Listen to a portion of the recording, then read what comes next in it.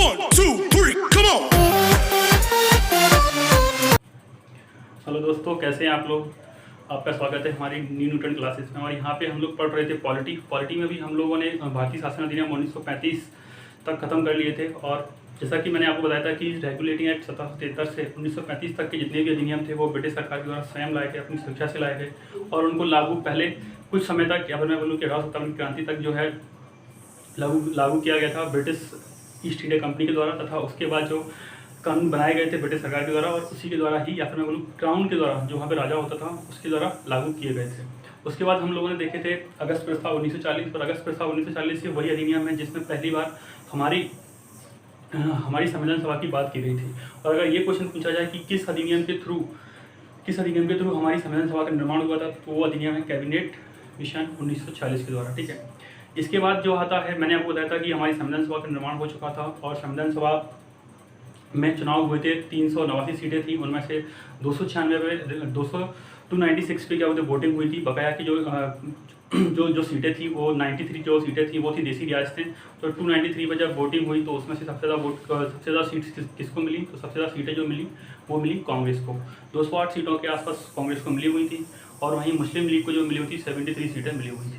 इसके अलावा अदर्स की अगर मैं बात करूँ तो अदर्स को जो मिली हुई थी 15 सीटों के आसपास अदर्स को मिली हुई थी। ठीक है, तो यहाँ पे आपने देखा कि कांग्रेस को लगभग 208 सीटें मिली हुई हैं। तो यहाँ पे किसकी सरकार बनी, कांग्रेस की सरकार बनी। यानी कि सबसे ज़्यादा अगर कोई भी मुद्दा संविधान सभा जो बनेगी उसमें सबसे ज़्यादा दबदबा किसका रहेगा, तो वो रहेगा कांग्रेस का रहेगा। ठीक है, तो इसी कारण से क्या हुआ, मुस्लिम लीग ने इसका बहिष्कार किया था, लेकिन फिर भी हमारी संविधान सभा बन गई थी। और हमारी संविधान सभा की पहली बैठक हुई थी 9 दिसंबर 1946 को।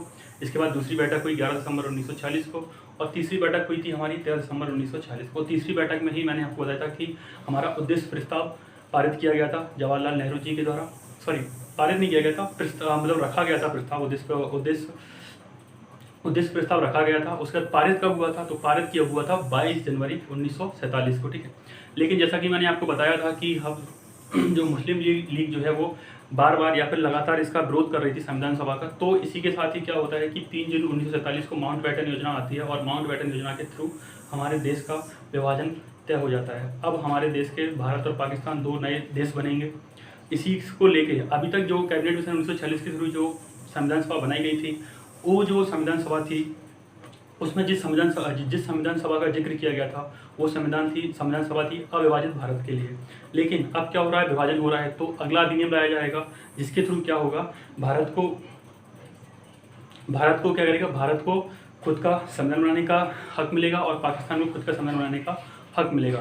तो इसी के साथ ही आता है स्वतंत्रता अधिनियम 1947। और स्वतंत्रता अधिनियम 1947 के द्वारा 15 अगस्त 1947 को ब्रिटिश सरकार भारत को भारतीय सत्ता सौंप देता है तथा हमारे जो पाकिस्तान को पाकिस्तानी सत्ता सौंपी जाती है। तो इसके बाद क्या होगा, अब हम लोग पढ़ेंगे भारतीय स्वतंत्रता अधिनियम 1947। इसके थ्रू क्या हुआ था, अब हमारी जो संविधान सभा थी उसके पास 2 काम रह गए थे। क्या, एक तो उसको संविधान का निर्माण करना था, दूसरा शासन भी चलाना था। क्योंकि हमारे ऊपर जो ब्रिटिश सरकार शासन कर रही थी वो तो जा चुकी है यहाँ से, तो शासन भी करना है और संविधान सभा का निर्माण भी करना है, संविधान का निर्माण भी करना है। तो जब बैठक किसके लिए होती थी, संविधान के निर्माण करने के लिए जो बैठक होती थी उसके अध्यक्ष कौन थे, उसके अध्यक्ष होते थे डॉक्टर राजेंद्र प्रसाद। वहीं अगर मैं बात करूं, जब कोई भी कानून बनाना होता था या फिर जो थोड़े टाइम के लिए या फिर शॉर्ट टाइम के लिए, जब तक हमारा संविधान नहीं बन जाता तब तक के लिए कोई कानून बनाने का अधिकार के लिए जो संसदीय विधायिका लाई जाती थी उसके अध्यक्ष कौन होते थे, उसके अध्यक्ष होते थे जीवी मावलंकर। ठीक है, तो यहाँ तक हम लोग पढ़ चुके थे। इसके आगे क्या होगा, अब संविधान सभा बन रही है। जब संविधान का निर्माण करना है तो संविधान का निर्माण करने के लिए बहुत सारी समितियां बनाई जाएंगी, क्योंकि हर समिति को अपना काम दिया जाएगा और उनके अध्यक्ष भी होंगे। ठीक है, तो हम लोग आज पहले देखते हैं कि कितनी समितियां बनाई गई और कुछ उन समितियों के अध्यक्ष कौन कौन है। ठीक है, तो देखते हैं। सबसे पहली समिति की बात करूँ, संचालन समिति के हेड कौन थे, डॉक्टर राजेंद्र प्रसाद। ठीक है, वहीं पे एक समिति और है जिसके अध्यक्ष डॉक्टर राजेंद्र प्रसाद थे, राष्ट्रीय ध्वज संबंधी समिति। तो राष्ट्रीय ध्वज के लिए समिति बनाई गई थी, उसके अध्यक्ष भी डॉक्टर राजेंद्र प्रसाद थे। अब इसको याद कैसे रखना है, जैसा कि मैंने आपको बताया कि संविधान बन रहा है। ठीक है, तो संविधान सभा के अध्यक्ष कौन थे, डॉक्टर राजेंद्र प्रसाद थे। तो संविधान सभा का संचालन कौन करेंगे, डॉक्टर राजेंद्र प्रसाद ही करेंगे। और जब राजेंद्र प्रसाद अध्यक्ष है संविधान सभा के, तो वही जाके आप लोगों को याद करने के लिए है ये संचालन। संविधान सभा के अध्यक्ष कौन है, डॉक्टर राजेंद्र प्रसाद हैं, तो उसका संचालन कौन करेंगे, डॉक्टर राजेंद्र प्रसाद करेंगे, इसलिए अध्यक्ष राजेंद्र प्रसाद। अब जब अध्यक्ष हमारे राजेंद्र प्रसाद जी हैं तो वही जाके झंडा फहराएंगे, इसलिए राष्ट्रीय ध्वज संबंधी समिति के अध्यक्ष भी डॉक्टर राजेंद्र प्रसाद। एक याद रखने के लिए है कि संविधान सभा के अध्यक्ष कौन है, डॉक्टर राजेंद्र प्रसाद हैं, तो संचालन उसका वही करेंगे, इसलिए अध्यक्ष संचालन समिति के अध्यक्ष भी कौन है, डॉक्टर राजेंद्र प्रसाद, जस्ट याद रखने के लिए। वहीं अब संविधान सभा के अध्यक्ष कौन है, डॉक्टर राजेंद्र प्रसाद ही हैं, तो सबसे पहले जाके वहाँ पर झंडा कौन फहराएंगे, तो राजेंद्र प्रसाद ही फहराएंगे, इसलिए राष्ट्रीय ध्वज समिति के अध्यक्ष भी डॉक्टर राजेंद्र प्रसाद। ठीक है, दो क्लियर हो गए होंगे, दोनों के अध्यक्ष कौन है, डॉक्टर राजेंद्र प्रसाद। अब आते हैं संघीय संविधान समिति के अध्यक्ष पंडित जवाहरलाल नेहरू, संघ समिति के अध्यक्ष पंडित जवाहरलाल नेहरू। संघीय, संघ से क्या आप लोग क्या समझते हो, केंद्र, फॉर एग्जाम्पल केंद्रीय समझते हैं संघ से। अब संघ के अध्यक्ष तो वो हाँ उस टाइम पे हमारे पहले प्रधानमंत्री कौन थे, हमारे डॉक्टर जवाहरलाल नेहरू। ठीक है, तो संघ जिसमें भी देखें तो उसके अध्यक्ष कौन होंगे, हमारे पंडित जवाहरलाल नेहरू, इसलिए संघीय संविधान समिति के अध्यक्ष पंडित जवाहरलाल नेहरू। तो संघ शक्ति समिति के अध्यक्ष पंडित जवाहरलाल नेहरू। ठीक है, कैसे याद रखना है, संघ का मतलब केंद्र, और केंद्र के हेड कौन होता है, बात करें तो प्रधानमंत्री जी होते हैं। तो सबसे पहले प्रधानमंत्री जी कौन थे, पंडित जवाहरलाल नेहरू थे, इसलिए संघीय संविधान समिति और संघीय शक्ति समिति के अध्यक्ष पंडित जवाहरलाल नेहरू। क्लियर है, वहीं पर बात चलती है। प्रांतीय संविधान समिति के अध्यक्ष सरदार वल्लभ भाई पटेल। मौलिक अधिकारों एवं अल्पसंख्यक संबंधी परामर्श समिति के अध्यक्ष कौन है, सरदार वल्लभ भाई पटेल। इसको कैसे रखें, प्रांत, नाम क्या है, प्रांत। प्रांत का मतलब क्या होगा, आपको पता होगा सरदार वल्लभ भाई पटेल ने हमारी कितनी सारी देसी रियासतों को भारत में मिलाया है, क्योंकि वो लोग पहले मिल नहीं रहे थे, शामिल नहीं हो रहे थे भारत के साथ। ठीक है, तो और कई प्रांतों को मिलाया है, इसलिए प्रांतीय समिति के अध्यक्ष उसको बनाया जाएगा, सरदार वल्लभ भाई पटेल को बनाया जाएगा, क्योंकि इन्होंने बहुत सारे प्रांतों को भारत के अंदर मिलाया था, जबरदस्ती मिलाया था, फोर्सफुली मिलाया था, इसलिए इसके अध्यक्ष कौन होंगे, सरदार वल्लभ भाई पटेल। प्रांतीय संविधान समिति के अध्यक्ष सरदार वल्लभ भाई पटेल। और ये मौलिक अधिकार या अल्पसंख्यकों, तो ऐसे याद रखना कि प्रांत है तो प्रांतों को मिलाने के लिए कुछ अधिकार देने पड़ेंगे उनको, तो मौलिक अधिकार दे दिए गए। तो मौलिक अधिकार में अल्पसंख्यकों संबंधी परामर्श समिति के अध्यक्ष भी सरदार वल्लभ भाई पटेल। ठीक है, तो याद रखने का तरीका है, एक संचालन समिति और राष्ट्रीय ध्वज समिति के अध्यक्ष कौन थे, डॉक्टर राजेंद्र प्रसाद। ठीक है, वहीं अगर मैं बात करूँ संघीय संविधान समिति और संघ शक्ति समिति के अध्यक्ष पंडित जवाहरलाल नेहरू। प्रांतीय संविधान समिति और मौलिक अधिकारों एवं अल्पसंख्यकों संबंधी परामर्श समिति के अध्यक्ष भी सरदार वल्लभ भाई पटेल। यहाँ पे एक समिति का जो है प्रारूप समिति, उसको हम लोग को डिटेल में देखना है, इसलिए मैंने यहाँ पे लिखा नहीं, क्योंकि प्रारूप समिति के जो अध्यक्ष जो थे वो थे डॉक्टर भीमराव अम्बेडकर। और प्रारूप समिति के हाँ, तो जैसा कि मैंने आपको अभी तक बहुत सारी समितियाँ बताई थी और उनके अध्यक्ष बताए थे। अब जो आगे की समिति जो मैंने एक छोड़ दी थी उसमें से वो वही प्रारूप समिति होगी, इसको हम लोग को डिटेल में देखना है। सबसे पहले याद रखें कि प्रारूप का मतलब क्या होता है। प्रारूप का क्या मतलब होता है कि प्रारूप का मतलब ये है कि हमारे संविधान में जितनी भी कानून बनाए जाएंगे, उन सारे उसमें जितने भी कानून होंगे, उनके जो दस्तावेज होंगे अलग अलग, उनको एक ही बुक में लेके आना। तो ये काम किसका था, प्रारूप समिति का था। और अगर कोई ये पूछे कि प्रारूप समिति का विचार किसका था, तो इसका विचार किसने दिया था, सबसे पहले इसका विचार किया था बी.एन. राव ने। ठीक है, बी.एन. राव के द्वारा दिया गया था, और बी.एन. राव के द्वारा दिया गया था। और कब हमारी बी.एन. राव के विचार के बाद कब हमारी प्रारूप समिति बनाई गई थी, तो बनाई गई थी 29 अगस्त 1947 को। हमारी प्रारूप समिति कब बनाई गई, 29 अगस्त 1947 को बनाई गई थी। अब मैं बात करूँ इसके अध्यक्ष कौन थे, तो अध्यक्ष जो थे वो थे डॉक्टर भीमराव अम्बेडकर जी। इसके अलावा इसमें कुछ अन्य सदस्य भी थे, उनके नाम हम लोग देख लेते हैं। तो अन्य सदस्य में कौन कौन थे, एन गोपाल स्वामी अयंगर, अलादी कृष्ण स्वामी अय्यर, और कन्हैया लाल मणिक लाल मुंशी, और सैयद मोहम्मद सादुल्ला, एन माधव राय। तो एन माधव राय को किसके स्थान पर बनाया गया था, बी.एल. मित्र के स्थान पर एन माधव राय को बनाया गया था। पहले बी.एल. मित्र जो थे सदस्य थे समिति के, लेकिन बाद में एन माधव राय को बनाया गया।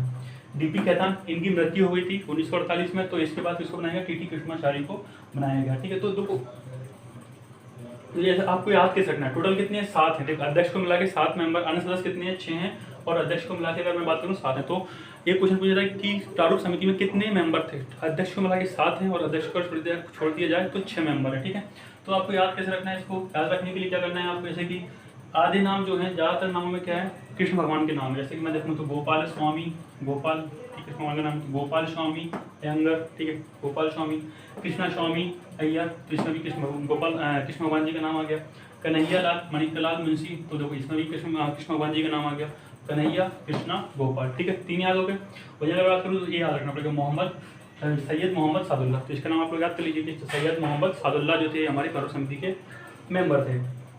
माधव, इसमें वही माधव कृष्ण भगवान का नाम आ गया, तो एन माधव राव। ठीक है, किसके स्थान पर बनाए गए थे, याद रखना है कि ये 2 नाम जरूर याद रखना है, तो किसके स्थान पर बनाए गए थे। तो एन माधव राव को किसके स्थान पर प्रारूप समिति का अध्यक्ष बनाया गया था, तो याद रखना कि BL मित्र जो थे उनके स्थान पर N माधवराव को सदस्य बनाया गया था प्रारूप समिति का, ठीक है। और DP खैतान की जब मृत्यु हो गई थी तो DP खैतान की मृत्यु किसको बनाया था, TT कृष्णाचार्य को, ठीक है। तो जहाँ तक जितने भी नाम हैं, अगर मैं एक को छोड़ दूँ तो समय में कृष्ण भगवान के नाम है लगभग गोपाल स्वामी अयंगर, कृष्णा स्वामी अय्यर, कन्हैयालाल, मणिकलाल स्वामी, सैयद मोहम्मद सादुल्ला, ये वाला आपको याद करना पड़ेगा, सैयद मोहम्मद सादुल्ला। इसके अलावा N माधवराव, इसमें कृष्ण भगवान का नाम है। DP खैतान पहले थे लेकिन बाद में किसको बनाया गया इनकी मृत्यु के बाद, TT कृष्णाचार्य को। तो ये आपने देखी, तो यहाँ पे आपने देखा कि टोटल जो थे 7 मेंबर थे प्रारूप समिति में, और प्रारूप समिति का गठबंधन या फिर कब बनाई गई थी, तो बनाई गई थी 29 अगस्त 1947। एक बार फिर से बता देता हूँ आपको, प्रारूप का मतलब क्या होता है। प्रारूप का मतलब क्या होता है कि हमारा जो संविधान बन रहा है उसमें बहुत सारे मूल अधिकार हैं, या फिर मैं बोलूँ कि जो मूल अधिकार नहीं, मैं बोलूँगा कि फंडामेंटल कानून या फंडामेंटल नियम या फिर मौलिक कानून या फिर मौलिक नियम जो हैं, अलग अलग दस्तावेज होंगे उनके, उन सबको एक ही बुक में समावेश करना, ये पूरा काम किसका था, एक पूरा काम था प्रारूप समिति का। और प्रारूप समिति का सबसे पहले विचार विमर्श किसने किया था या फिर किसने इसके बारे में बताया था कि हमको प्रारूप समिति बनानी चाहिए, तो वो है BN राव के द्वारा बताया गया था। कब बनाई गई थी, तो 29 अगस्त 1947 को हमारी प्रारूप समिति बनाई गई थी। इसके अध्यक्ष कौन थे, इसके अध्यक्ष जो थे वो थे डॉक्टर भीमराव अम्बेडकर जी, और इसके अलावा इसके 6 सदस्य और थे, उन 6 सदस्यों के नाम मैं आपको बता चुका हूँ। अब आगे देखते हैं हम लोग, तो हम लोगों को याद रखने हैं। सबसे पहले हम लोग जैसे कि कितने वाचन हुए थे, वाचन का मतलब कि संविधान सभा के द्वारा जो नियम बनाए जा रहे हैं, जो कानून बनाए जा रहे हैं, उनको लेके बहस चलती थी संविधान सभा में बैठकर, तो उनको बोला गया वाचन, ठीक है। तो जैसे कोई कानून बनाया गया, कौन उसके फेवर में है, कौन उसके अगेंस्ट में है, तो जितने लोग ज़्यादा लोग अगर फेवर में, अगर फेवर हुए हैं तो उस कानून को ऐड किया गया, नहीं तो अगर फेवर में ज़्यादा लोग नहीं, अगेंस्ट में ज़्यादा लोग हैं तो उसको संविधान सभा से अपना बोला हमारे संविधान में नहीं जोड़ा गया, ठीक है। तो 3 वाचन हुए थे। क्वेश्चन आता है कि कितने वाचन संविधान सभा के द्वारा कितने वाचन किए गए, 3 वाचन किए गए। प्रथम वाचन कहाँ से कब तक हुआ था, तो प्रथम वाचन जो था 4 नवंबर से 9 नवंबर 1948 तक हुआ था।